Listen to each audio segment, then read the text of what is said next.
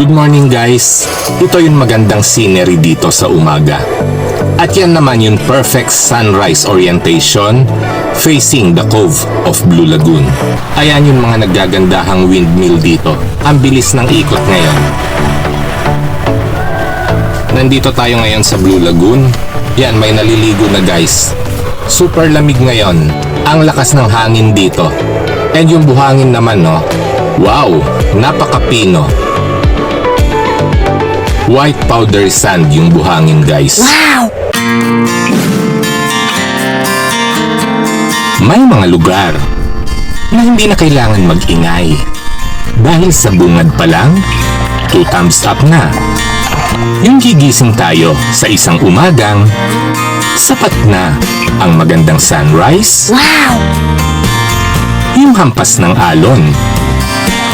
Malamig na simoy ng hangin. Ang sarap ng hangin dito. Woo! Lalong lumalakas yung ikot ng mga wind turbines. At syempre, mga kaakit-akit na tanawin. Wow! Dito, sa dulong hilaga ng Luzon, matatagpuan ang isang paraisong hindi lang magandang beach destination, kundi isang lugar na may kakaibang katahimikan at tunay na ganda ng buhay probinsya. Dahil dito sa Pagudpud, babangon tayo sa tunog ng dagat, sa ganda ng mga kumakaway na wind turbines, sasabay sa ihip ng masarap na hangin mula sa karagatan para lang maranasan ang simpleng saya ng paglangoy sa isa sa pinakamagandang baybayin ng Hilagang Luzon. Hindi ito tungkol sa luxury ha. Hindi din tungkol sa ingranding activities.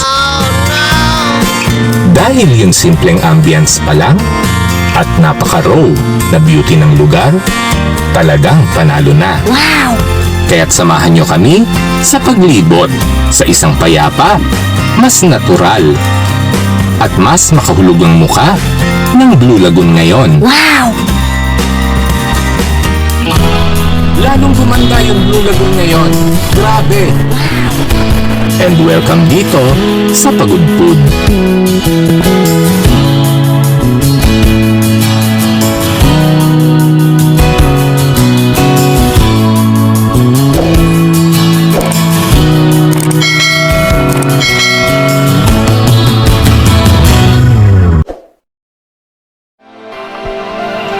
Hi po sa mga taga-Pagudpud. Nandito kami sa bayan nyo. Ito yung lugar na paborito ko dito sa lalawigan ng Ilocos Norte. And nandito na naman si Greymon 16 para sa isang episode natin ngayon. Ito'y para pasyalan ang isa sa pinakamagandang paraiso dito sa Barangay Balawi. Paraisong madalas kong balik-balikan. Welcome to Blue Lagoon.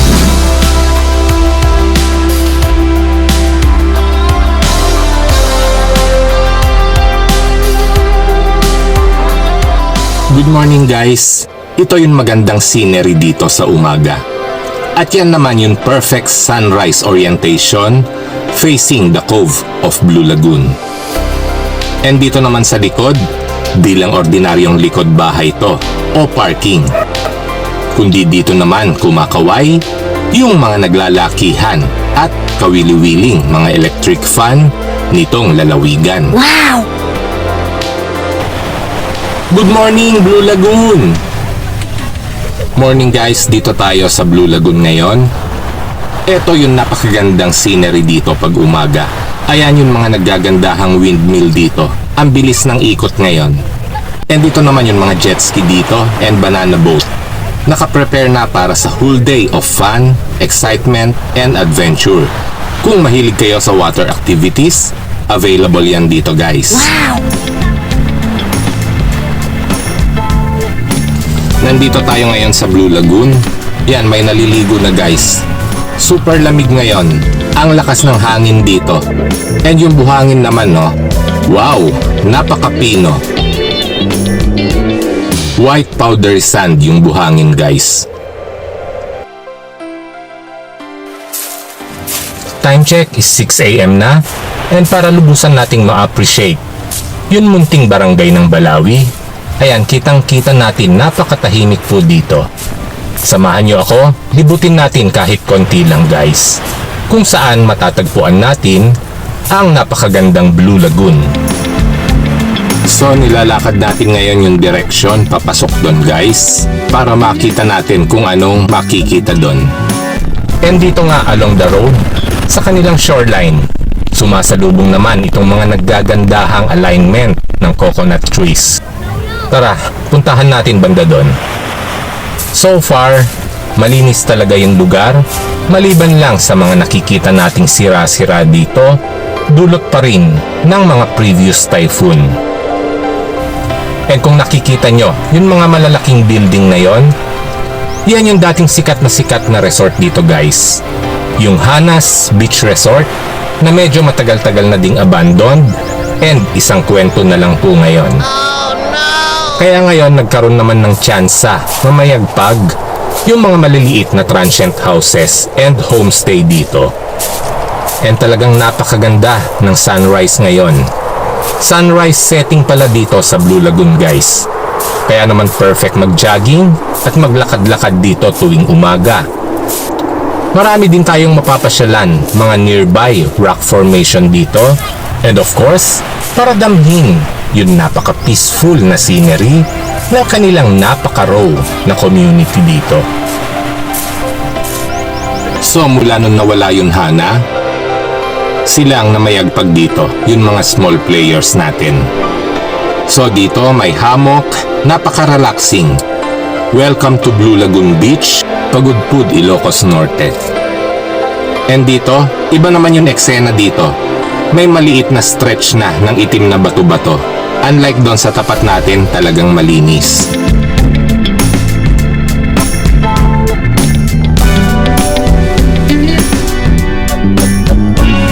Ang sarap ng hangin dito!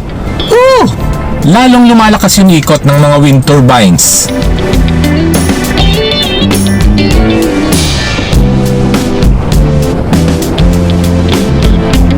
And dito nga yung gustong-gusto ko dito.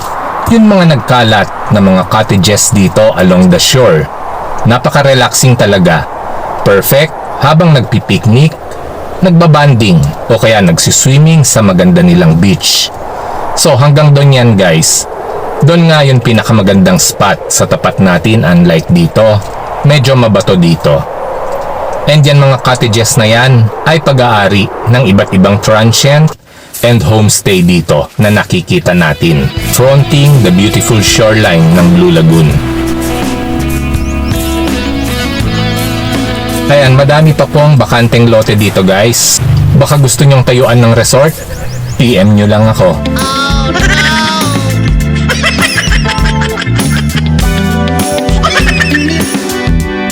Napakasimple and napaka-raw ng kanilang community. Tawid kalye lang, dagat na. Di natin po problemahin ang makakainan at matutuluyan dito guys. Basta't wag lang tayong choosy. Oh no! So kung naghahanap kayo ng mga classy, luxury stays dito, medyo konti lang yan dito guys. Mas marami dito yung mga simple at very raw na transient house and homestay. Talagang pangmasa, importante, may matutuluyan tayo. Wow! Kasing simple at kasing raw ng scenery nakikita natin. Pero para sa akin, very relaxing talaga. Lalo na yung ganitong katahimik na ambience. Ewan ko lang later, for sure, magdadatingan yung mga bakasyonista from Manila. Miyerkules Santo po ngayon, and karamihan nasa biyahe pa. Anyway, mahaba pa yan, hanggang doon pa yan guys. Madami pa pong homestay banda doon. Malapit-lapit na din po tayo sa Dos Hermanos Island. And yan yung dalawang magandang rock formation kung nakikita nyo. Ayan, ang sarap magduyan-duyan dyan, no? Napaka-relaxing.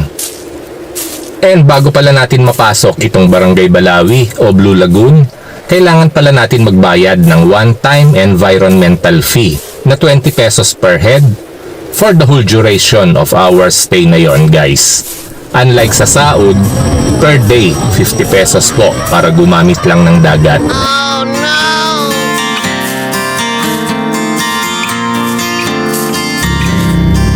Ayan, kitang-kita natin mula dito yung Dos Hermanos Island.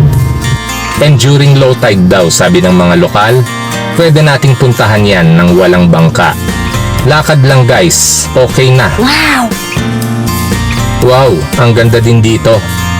Sobrang panalo ng spot na to. Kaya naman I really love Blue Lagoon talaga.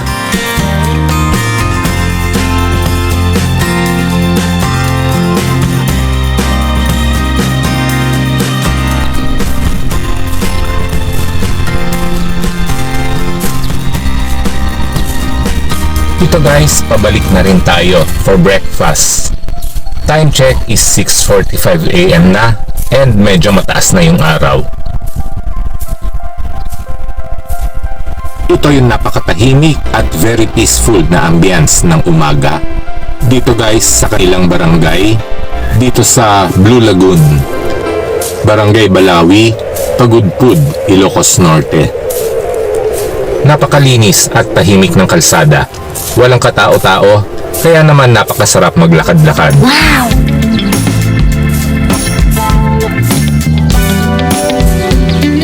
Tanging yung masarap na hangin, mga natural landscape, very road, nating fancy na tanawin, at syempre ang nagdadala, yun mga magaganda nilang wind turbines na nagbibigay ng magandang backdrop dito sa maganda nating scenery. Ayan o, dyan na nakatulog si ate. And dito, may gated cottage. Ano ba to? Sitio Malingay. So, andito pala yung kanilang mga hotline. Pagudpud Emergency Hotline. Ayan o, Bureau of Fire, PNP, and Balawi Hotline. Ang wala lang dito, Jollibee Hotline guys. And dito, napaka-cute din ng tambayan dito guys. Di ko alam bakit gusto ko siya. Anyway, maganda naman talaga dito. Ang ganda guys, very peaceful yung ambience. So, sunrise setting pala tayo dito. Akala ko sunset. Solid. Naghahanap tayo, baka may mga bagong hango na mga bagong huling isda Wala tayong nakita na mga manging isda. Muntik na tayong nahirapan gumising guys. Ang sarap, ang lamig. Sarap matulog. Kano pandesal kuya? And ito yung perfect kapares ng kape sa umagang malamig guys. Ay, hindi ka taga. May simbahan ba dito? Malapit ang simbahan.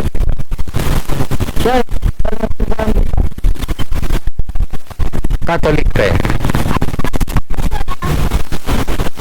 Ayan. Bayan pa. And naghahanap nga tayo ng simbahan dito dahil Holy Week po ngayon.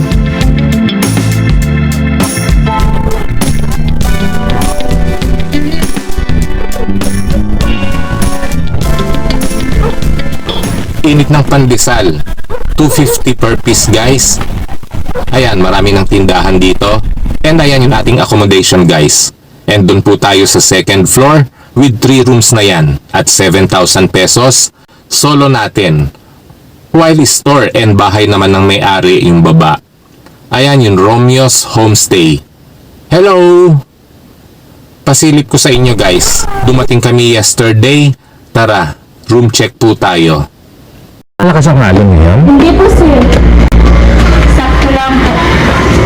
Ilan ang kwarto mo ate? Tatlo po sir. Ito siya. Lahat-lahat na yun.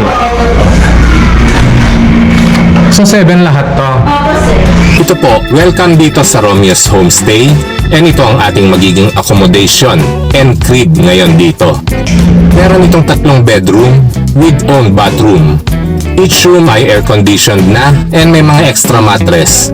At 7,000 pesos po ang rate nito due to peak season. So, magmumura din naman ito after ng Holy Week and pagsapit ng lean season.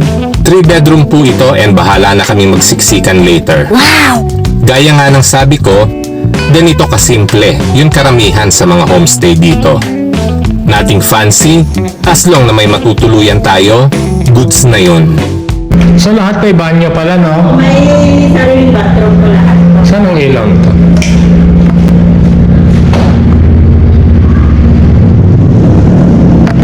Ayan, nandito tayo sa Romeo, guys. Ito yung kwarto. Good floor. 1, 2, 3, 4, 5. Good for 5, te. Opo, sir. Ito, 4 po. 4. 4, 5, ay, 9, sorry. 10, 11, 12, 13, 14. Tapos dito po, sir. Pwede po kayo mag-view po dito. Saan kami magluluto, te? Sa baba po, sir. Meron? Yan, dyan pwede na dyan maligo. Opo, sir. Hindi ba malakas ang alon ngayon? So meron tayong sariling balkonahe dito. And wow, tignan nyo naman yung napakagandang view. Napaka-solid dito. Kitang-kita natin yung magandang cove ng Blue Lagoon, guys. Yan, nasa harap lang po natin. Kasya ba kami? Opo, sir. Kasya yan? Medyo masikip nga lang yung eskinita papasok ng kanilang parking. Pero dito sa likod, talaga namang very spacious. And take note ha, solong-solo po natin to, 5 to 6 cars or more, goods yan dito. Yung magandang unit ng Romeo's Homestay o si ate, invite kayo ni ate. Yung father niya may-ari. Father mo may-ari, te? Invite mo sila. Yeah, si ate. Pwede na kami magluto doon. Pwede po dito, sir. Ito ang dining natin. Wala tayong to-share na ibang franchise Wala yan. na po. Ay, meron po available na room po sa likod pero Sa wala inyo po. rin? Opo, sir. Pero wala akong reservation po dun. So, bali 3 bedroom po yan. So far, nagkasya kami. 19 kami, kasama yung mga bata. And dito, sunod-sunod yung mga tindahan. And ayan, maraming makakainan dyan, guys.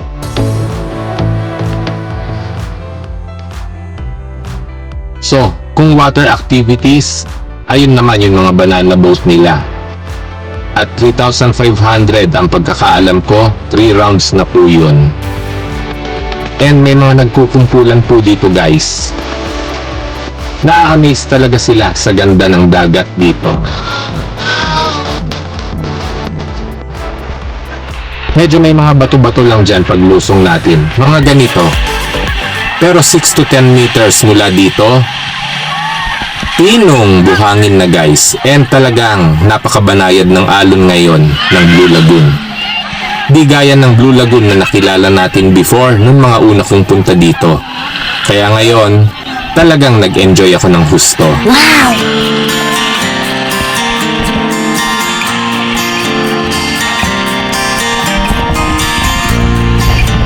Imagine yung napakagandang sunrise dito. Perfect setting ng sunrise. Mga naggagandahang kabundukan ng Pagudpud. Yung kanilang napakagandang dagat, of course. Yan naman yung dinayo natin dito. And yan mga kaakit-akit at naggagandahang windmill. Is talagang perfect na para magstay kayo dito sa Blue Lagoon. So once again, this is Greymoon 16. Malalaki yung alon ngayon. Kahapon wala daw. And this is my another Blue Lagoon story dito sa Pagudpud, Ilocos Norte. Thank you all for watching.